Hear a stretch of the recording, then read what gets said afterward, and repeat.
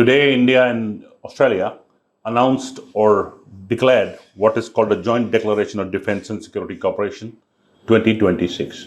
The declaration came about after Prime Minister Narendra Modi met his Australian counterpart, Prime Minister Albanese, in Melbourne.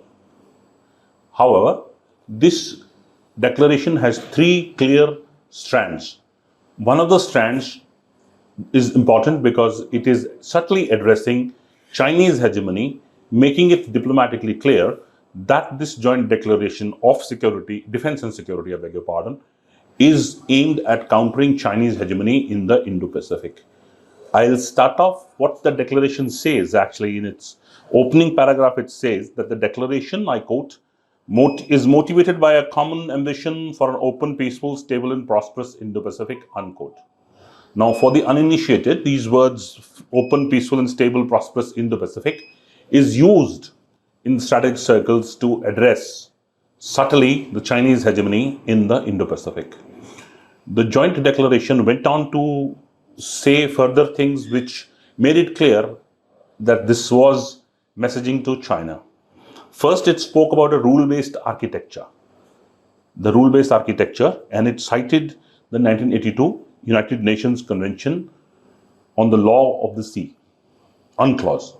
Now, this Law of the Sea speaks about freedom of navigation and overflight, effective and inclusive, transparent institutions.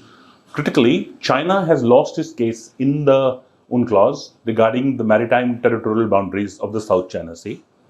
And this messaging in the joint defense and security declaration by India and Australia clearly was the message to China that India and Australia stand by the UNCLOS law and the rule-based architecture at sea. China has been trying to impose its own hegemony in the South China Sea, stopping or countering or even questioning overflights of the South China Sea and even innocent passage of mercantile vessels and military vessels of other countries. It has been questioning Philippines, it has been questioning Australia, it has been warning people over the open radio. Now comes the second part of the joint declaration, which is how India and Australia will evolve. The two countries are also partner in Quad, that must be kept in mind. I'll bring you an update on the Quad in the later part of this program. But first, how India and Australia will evolve. The two countries already have a long-standing defense partnership, which has been cemented after the Quad came up. Now, critically, I quote, the declaration says the partnership must evolve to meet changing strategic circumstances and commit to an acceleration to defense and security partnership.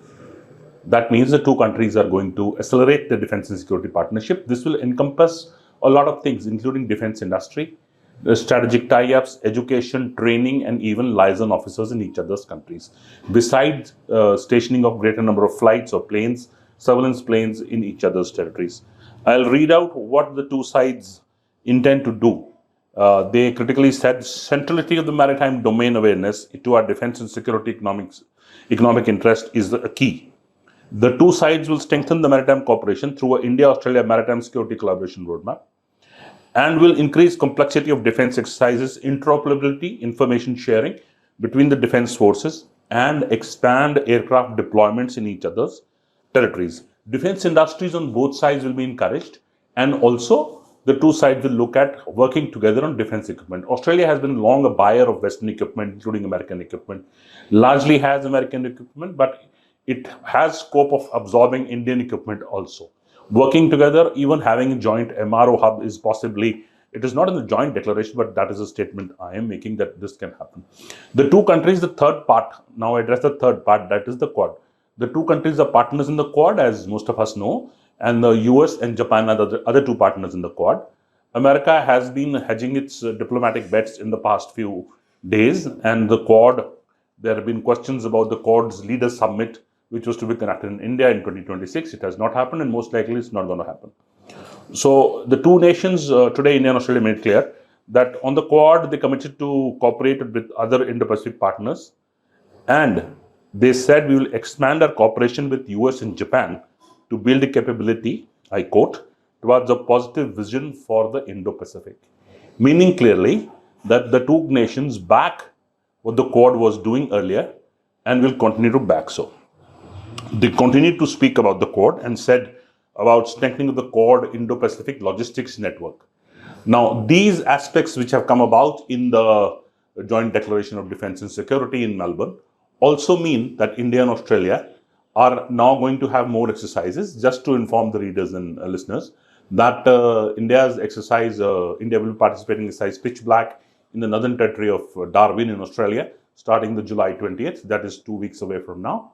India and Australia also have been participating in the Malabar exercise, which is loosely seen as an exercise of Quad partner countries. But the Quad does not call it a military arm, but the Malabar is an ample signal to what is happening.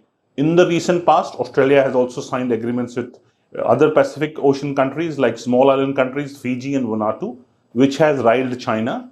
China conducted a missile test 2 days ago, launched from a submarine, which again raised questions about Chinese acceptance of Australia's alliances in the Indian Ocean region and also the Pacific region.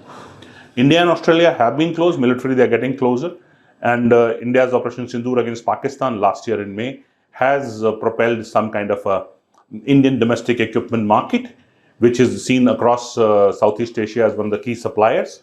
India and Australia will continue to work together. They have made it very clear. Australia had a defense paper released in March this year in which they said that India is its key partner and will continue to be a key partner. This story will be updated as it updates. With me is Tribune photographer Mukesh Agarwal.